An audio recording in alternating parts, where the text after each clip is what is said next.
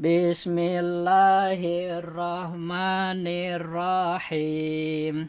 Bismillahi ngawitan abdi ngaos kana ieu kitab ngalap berkah ku nyebat jenengan Allah Ar-Rahmani maparin nikmat ageng di dunya sareng di akhirat Ar-Rahimi tur anu maparin nikmat lembut di akhirat wungkul alhamdu ari jinisna puji anu opat eta lillahi hak Allah Rabbil alamin anu sadaya alam wassalatu sareng ari rahmat wassalamu sareng pangraksa eta ala rasulillahi mugi tetep kautusan Allah tegasna kangjeng Nabi Muhammad sallallahu alaihi wasallam wa ba'du anapun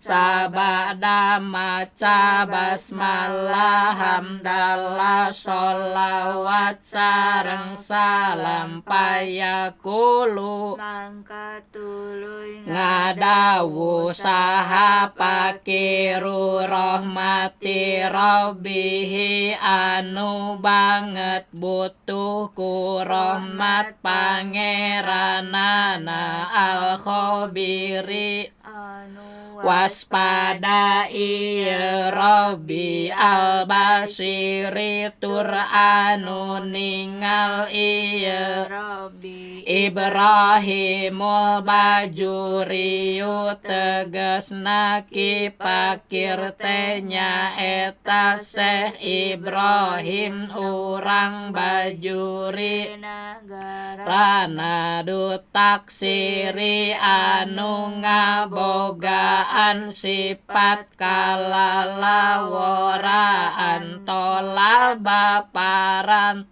nyuprih miniti kaula sahabadul ikhwani palihna dulur-dulur aslaha mugi maparin kamaslahatan saha Allahu Gusti Allah lipikeun kaula walahum sareng kaba ikhwan al-halakana tingkah wasana sareng kalakuan an aktuba kana kudu nganggit kaula lahu pikeun badul ikhwan risalatan kana kitab risalah latipatan anu lembu tastamilu anu ngurung ieu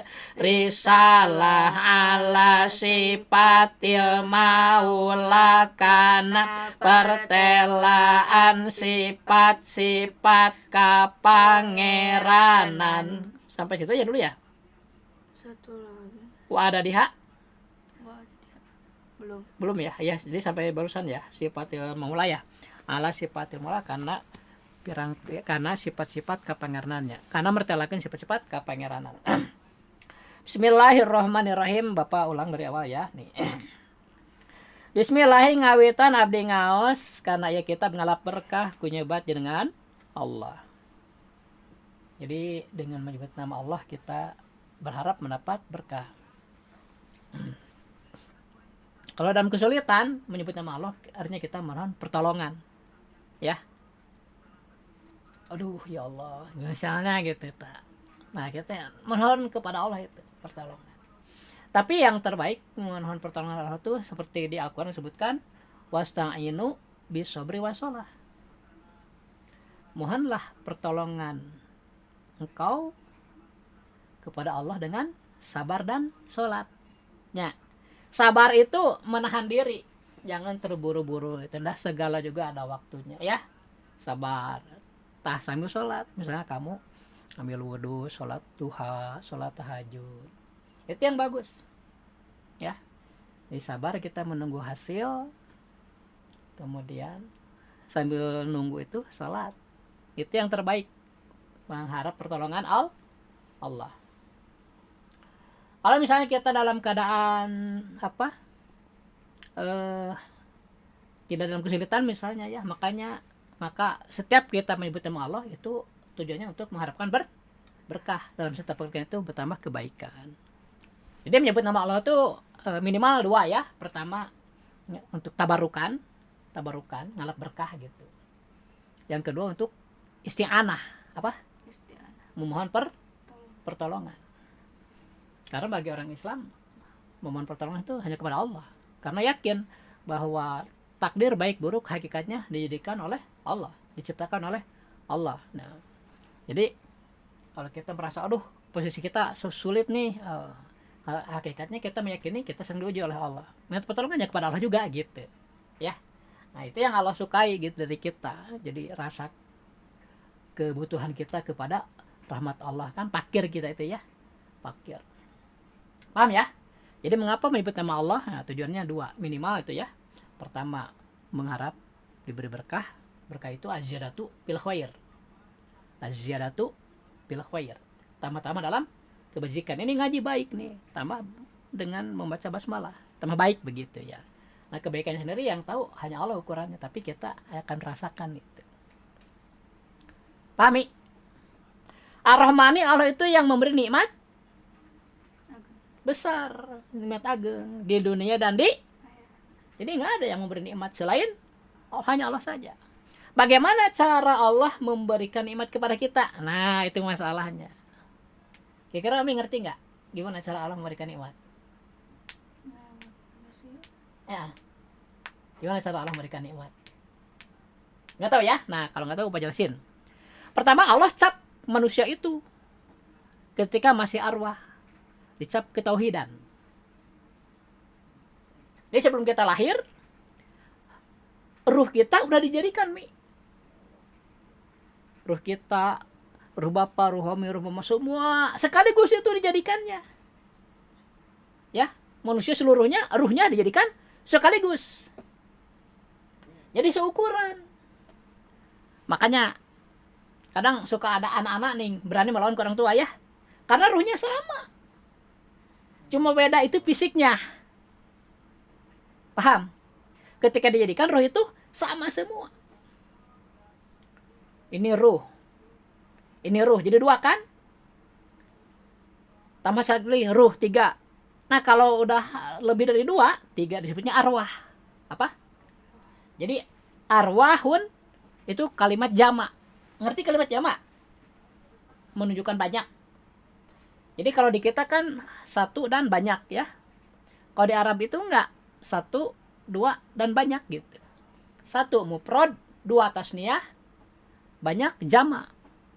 Mufrad, tasniyah, jamak. 1, 2 banyak gitu. Lebih dari 2, 3 dan seterusnya itu udah jamak. Banyak. Jadi bagaimana cara Allah memberikan nikmat kepada kita? Pertama ketika kita masih di alam arwah, di alam ruh semua gitu kan. Ruh semua. Bukan semua manusia sebenarnya. Ruh langit, ruh malaikat, semua masih berbentuk ruh gitu ya. Nah, di situ dikumpulkan oleh Allah. Ruhnya itu. Kemudian dicap oleh Allah dengan cap ketauhidan. Bagaimana cara ngecapnya? Apakah seperti kita cap biji enggak? Beda, cara kerja Allah dengan kita tuh beda, nggak akan sama. Ya, lagi pula yang dimaksud kerja oleh kita mah kasab mengusahakan ya, bukan kerja hakikatnya. Karena kalau kerja itu kan seperti mengerjakan langit ya, dari tidak ada menjadi ada, itu hakikatnya hanya Allah aja yang bisa. Jadi dicapnya itu bagaimana cara Allah mengecap ruh itu? Ditanya. Alastu birabbikum? Allah tuh bertanya kepada ruh itu semua. Bukankah aku ini Tuhan kalian? Itu cara ngecapnya gitu. Kemudian ruh itu semua menjawab, kita juga menjawab. Cuma kita waktu itu masih ruh, belum dikasih akal, jadi nggak ingat sekarang. Sok, Om ingat nggak? Wah, tapi itu ada di Al-Quran disebutkan. Allah tahu kenapa, karena Allah yang membuatnya. Coba waktu Hamid dilahirkan, ingat nggak? Enggak, tapi coba tanya mama, ingetan nggak? Ingat, mama udah ngelahirkan anak. Paham? Oh, Hamid lahir tanggal sekian, jam sekian. Tema lagi cuaca panas atau hujan. Tahu mama, kan mama yang melahirkan. Umi tinggal tanya mama aja. Cukup percaya ke mama, paham? Nah Allah juga melahirkan kita dari tidak ada menjadi ada. Asalnya nggak ada gitu itu. Kemudian Allah dijadikan, dilahirkan. Ya kan kita di perut ibu juga nggak kelihatan, ya nggak ada kan, cuma melendung gitu kan. Hamil ibu itu. Dilahirkan ke dunia. Allah juga begitu. Melahirkan kita dari tiada menjadi ada. Jadi Allah yang tahu. Paham? Makanya Allah menulis di Al-Quran. Atau menyebut di Al-Quran. Alastu birabbikum qalu bala syahidna. Nah, Bapak lupa lagi ayat. Di surat apa itu? Ya, tapi kalau suka baca Quran sampai tamat, diulang lagi, tamat. Pasti pernah baca ayat itu. Alastu birabbikum. Allah nanya gitu. Kemudian menjawab, kita ini sewaktu menjadi ruh itu menjawab semua serempak. Qalu bahasanya itu kan. Menjawab serempak semua ruh itu. Bala, benar ya Allah. Nah, jadi capnya itu kesaksian. Kesaksian ruh, tiada Tuhan selain. Nah, itu waktu itu. Bala syahidna, bala benar ya Allah. Syahidna, kami semua menjadi saksi. Saksi apa? Tiada Tuhan selain Allah. Itu maksudnya dicap ketauhidan. Ya. Ditanya dan kita mengakui, berarti udah dicap dalam ruh kita itu. Tidak Tuhan selain semua, nggak ada yang kafir waktu jadi ruh. Nah kemudian Allah berniat menguji apakah benar kesaksian mereka itu bertahan atau berubah. Dilahirkanlah ke dunia, tapi dilahirkan ke dunianya dicicil oleh Allah itu nggak sama, paham?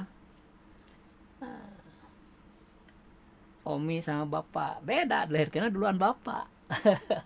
Kalau sama-sama waktunya mungkin teman bukan bapak ya mungkin ya. Nah itu kan kayak Homi dengan Asri teman dah, sama lahirkan anak beda dikit lah. Dan juga dilahirkannya itu oleh Allah melalui pernikahan. Coba kalau nggak lewat pernikahan jadikan ya semua masing-masing bisa bentrok Tapi karena melalui pernikahan kan jadi ada rasa kasih sayang. Hebatnya Allah di situ. Tahu gitu gimana cara mempertalikan manusia. Kalau di rumah kan masing-masingnya, masing-masing. Maka jangan kaget kalau di dunia ini ada orang yang tega gitu, tega berbuat tidak baik. Karena pada hakikatnya dulu ketika ruh memang berbeda. Gitu. Maka bukan apa. Jadi, nah itulah pentingnya agama ya agar kita teratur kan dipertalikan dengan persaudaraan kan dengan ibu bapak. Pahami? Jadi tadi pertanyaannya apa dari Bapak? Bagaimana cara memberikan nikmat itu? Gitu kan ya? Nah, pertama, dicap dulu si ruh tuh. Tiap ruh dicap. Tapi cara ngecapnya dengan ditanya itu ya. Ditanya. Sekaligus ditanya. Ketika semua menyatakan bahwa mereka, para ruh itu menyaksikan bahwa Allah itu Tuhan mereka, sudah jadi cap itu. Nah kemudian ketika Allah akan melahirkan si ruh itu berwujud manusia, ya. Nah, dibuat dulu janinnya dengan melalui sebab pernikahan ya. Nah, laki-laki perempuan menikah, kemudian campur ya. Nah, kemudian terjadi pembuahan misalnya, terus, nah itu badannya dulu, belum bisa dulu, tuh, masih badan itu. Dari mulai segumpal darah kan, terus jadi segumpal daging, terus dikasih tulang belulang ya, gitu. Sampai akhirnya 4 bulan udah membentuk, Nah udah 4 bulan, berarti 30 kali 4 120 hari ya. 120 hari baru ditiupkan ruh oleh Allah, diberi ruh maksudnya, sekaligus dengan akal ya. Jadi ruh dan akal itu bareng dikasihkannya kepada janin ya. Jadi calon manusia yang masih di perut ibu namanya janin kan. Janin itu artinya nggak kelihatan. Jin, apa artinya jin? Jin itu nggak kelihatan. Nah, manusia juga sebelum lahir maka nggak kelihatan, disebut janin, jin gitu. Janin, janin jin sama sebenarnya artinya, tidak kelihatan. Jadi ketika usia berapa bulan dikasih ruh dan akal? 4. Dikasih ruh dulu baru akal. Nah akal ini harus untuk mengingat.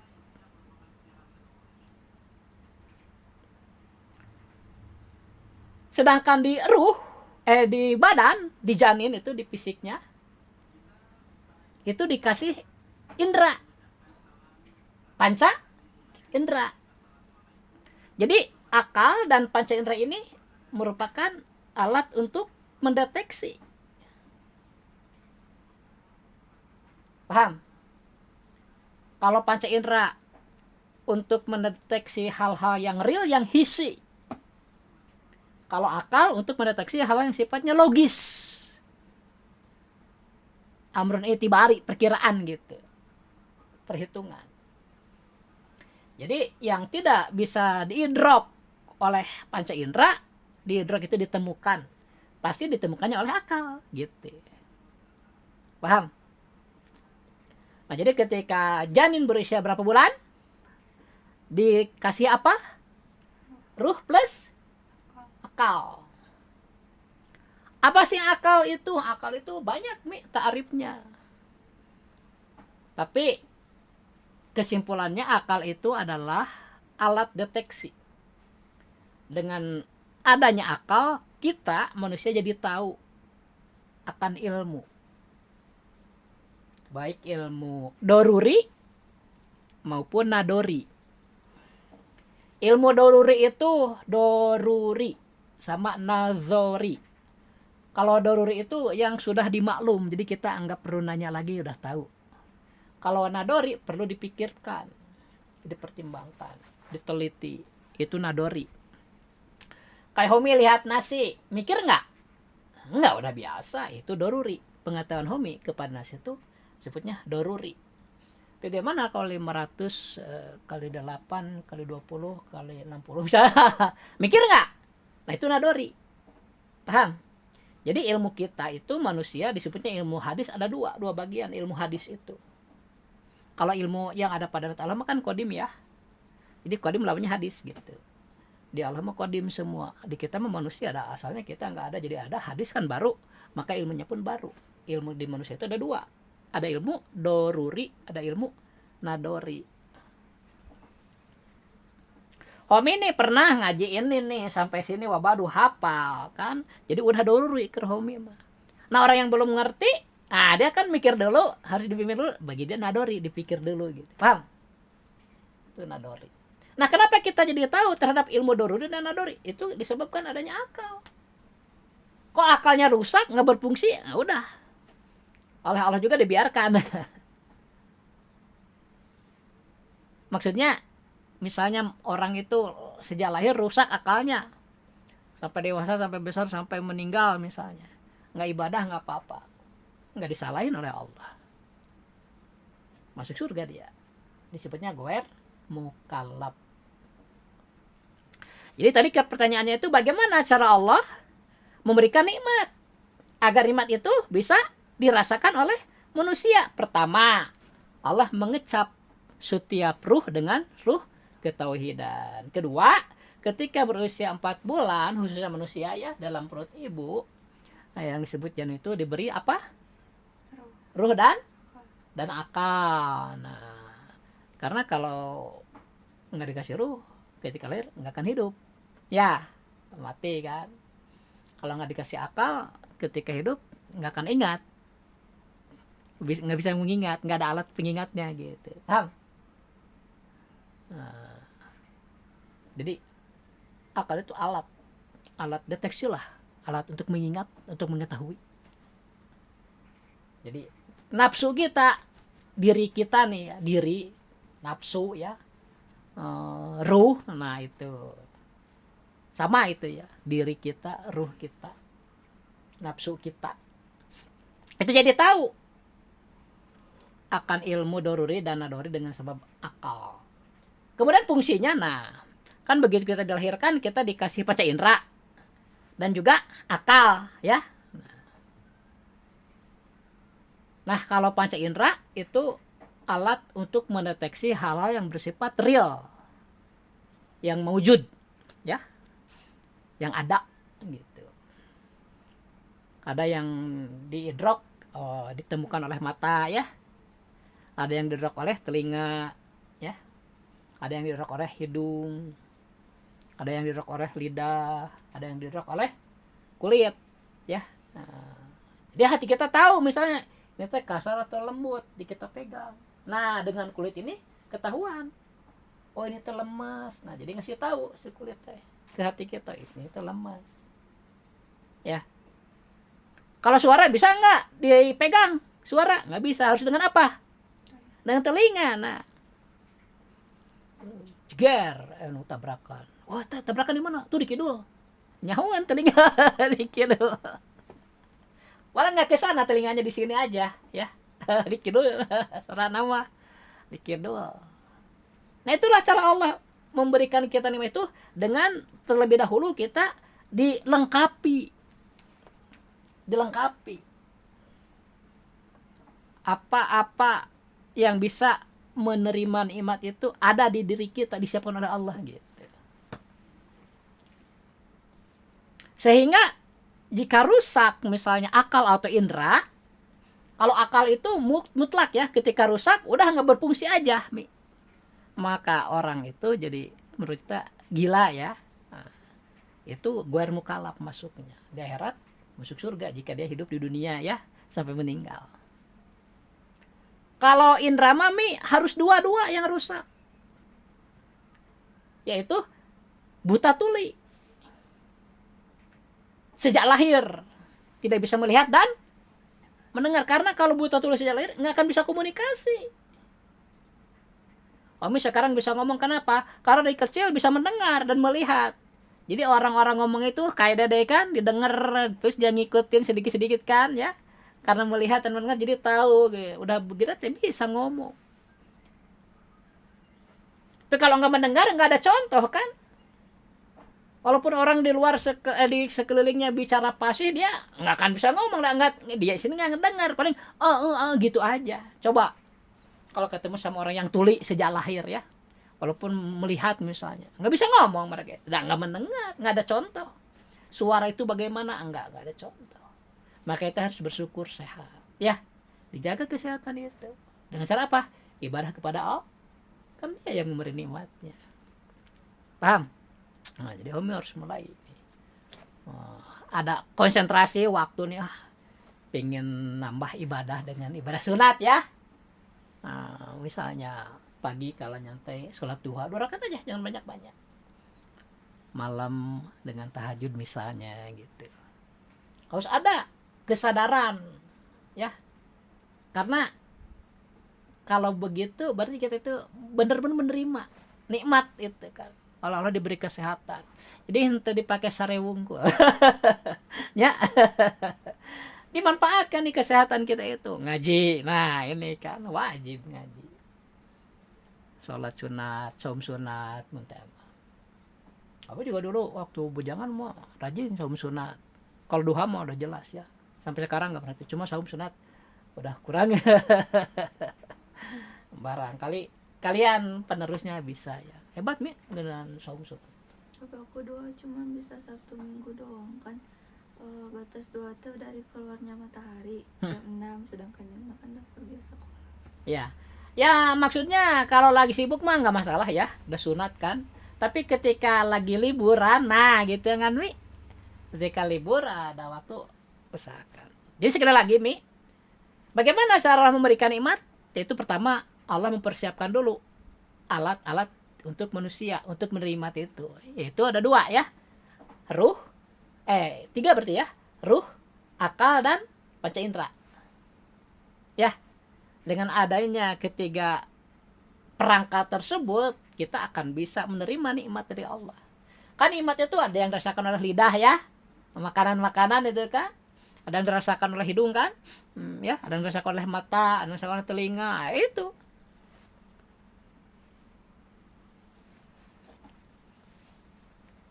Jadi kalau rusak misalnya akal misalnya mutlak ya, kalau akal rusak mau udah disebutnya biar mukalaf. Tapi kalau panca indera harus dua ya yang rusaknya, yaitu buta tuli sejak lahir itu Mi. Atau buta tulinya itu sebelum balik. Misalnya usia balik itu kan 15 tahun ya. Sebelum 15 tahun kecelakaan misalnya. Kecelakaan. Buta tuli lah. Itu pun menurut Bapak itu guar mukalaf juga. Kan sebelum balik kejadiannya gitu. Kalau udah balik mah, ya udah dewasa nih, kecelakaan, tetap wajib ibadah dia dulu. Tetap mukalaf. Kan di sini dilanjut nih ya. Di bawah nanti ya jibu ala kulli mukalafin tamuin sampai sini ya. Cuma yang ini dilewat.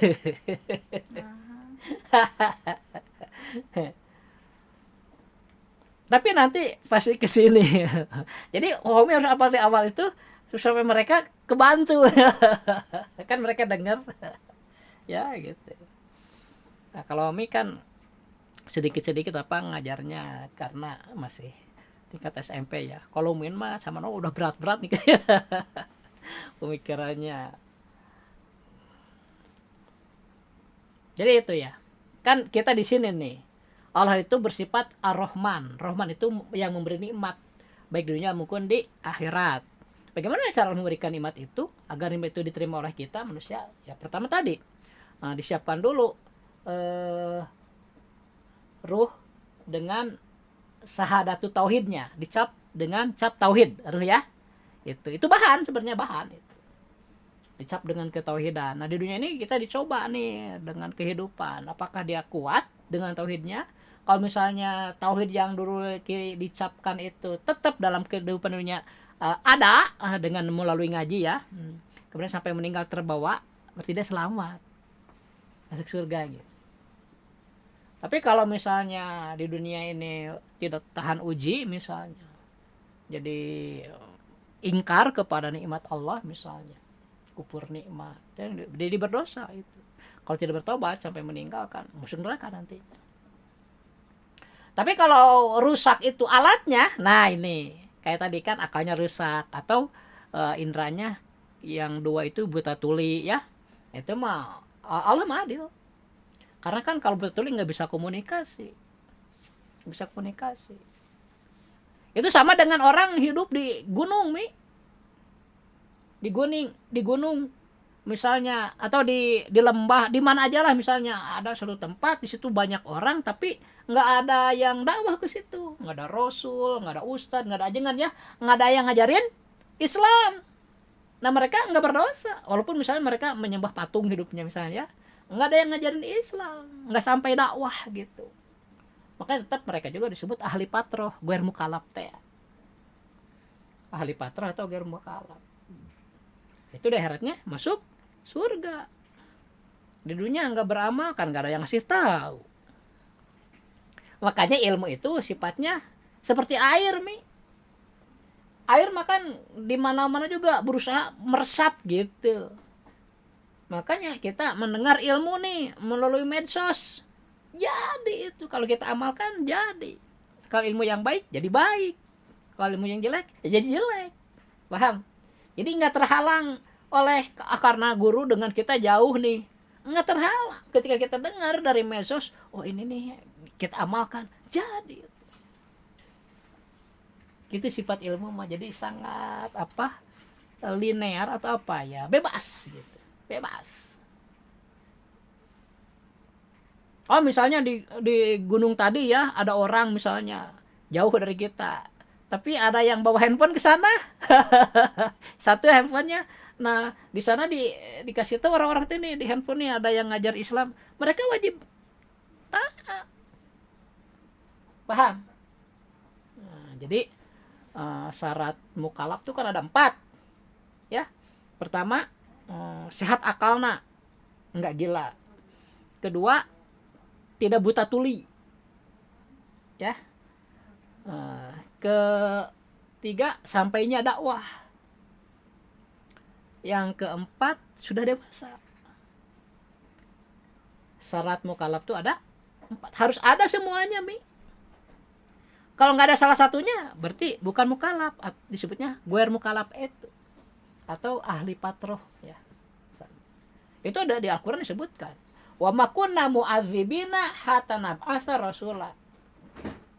Firman Allah begitu. Jadi firman Allah, kami tidak akan menyiksa suatu kaum sebelum datang ke mereka itu utusan. Maksudnya Islam gitu, ajaran Islam. Bisa oleh Rasul, bisa oleh Ustadz gitu. Jika tidak ada yang datang, tidak ada yang mengajarkan Islam dan mereka bodoh, dimaafkan oleh Allah. Karena kan mereka nggak tahu. Murni nggak taunya itu karena nggak ada yang ngasih kabar. Paham Mi? Kalau kita mau jelas menerima dakwah kan? Ya, udah di televisi di mana-mana aya nu dakwah nu ceramah. Kita mah wajib disebutnya mukallaf. Jadi kami ngerti ya, gimana cara Allah memberikan nikmat. Ngerti ya? Pertama Allah siapkan dulu perangkat-perangkat di manusia agar nikmat itu bisa diterima. Yaitu pertama dengan dicap ketauhidan ya. Ruhnya itu dicap dulu. Kemudian ketika dijanin, nah ruh yang tadi dicap itu dimasukin gitu ke janin, paham ya, sama akal ya. Kan tadi mau banyak ruh teh, nah ruh itu Mi keluarnya itu dipilih oleh Allah, itu nggak semuanya jadi manusia gitu kan, melalui sperma ya. Nah sperma itu kan berapa cc katanya, 5 cc kalau nggak salah, itu bahan pimanusiaeun gitu, itu ratusan ribu, yang jadi cuma 1. Bapak nggak ngerti apakah memang yang misalnya anggaplah misalnya 1000 ya, yang jadi kan 1, nah sisanya itu apakah diulang, dikeluarkan lagi melalui orang lain, nggak ngerti, itu Allah yang tahu itu ya. Tapi kata dokter gitu katanya, jadi dari sperma itu kan berapa cc ya, nah itu bahan pimanusiaan itu ribuan gitu. Sangat hebat Allah Mi, bayangkan jenis sperma ya ribuan karena kecil. Makanya bayangkan kalau misal itu teh masih berbentuk telur teh nih, telur anu juga cacing gitu nya. Nah gitu. Kamu udah tahu sekolah. Jadi ya, Allah itu adil. Gitu aja. Kalau memang perangkatnya di manusia itu rusak, nggak perlu ibadah. Disebutnya guer mukallaf. Ya. Perangkatnya itu apa tadi? Fisik ya. Dilengkapi dengan indera gitu kan. Terus ruh dilengkapi dengan akal dan kesaksian syahadah itu. Paham? Udah gitu. Sekali lagi baca sok. Bismillahi ngawitan abdi ngaos kana ieu kitab ngalap berkah ku nyebat Allah ar-Rahmani anu maparin nikmat ageng di dunya sareng di akhirat ar-Rahimi maparin nikmat lembut di akhirat wungkul alhamdu ari jenisna puji anu opat eta hak Allah Rabbil alamina anu ngurus sadaya alam wassalatu sareng rahmat wassalamu sareng pangraksa eta ala rasulillahi mugi tetep kautus utusan Allah tegasna Kangjeng Nabi Muhammad sallallahu alaihi wasallam. Wa ba'du anapun dina sabada maca basmalah hamdalah sholawat sareng salam payakulu mangka tuluy ngadawu saha rahmati rabbihi anu banget butuh ku rahmat pangeranana al khabiri anu waspada ieu Robbi al basiri tur anu ningal Robbi Ibrahim bajuriyu tegasna ki pakir tenya eta Syekh Ibrahim urang bajuri nagarana dutak siri anu ngabogaan sifat kalalaworaan tola baparantos nyupri mini sahabadul ikhwani tisapalina dulur-dulur aslaha mugi maparin kamaslahatan saha Allahu Gusti Allah lipikeun kaula walahum sareng kabadul ikhwan al halakana wasana sareng kalakuan an aktubakana kudu nganggit kaula lahu pikeun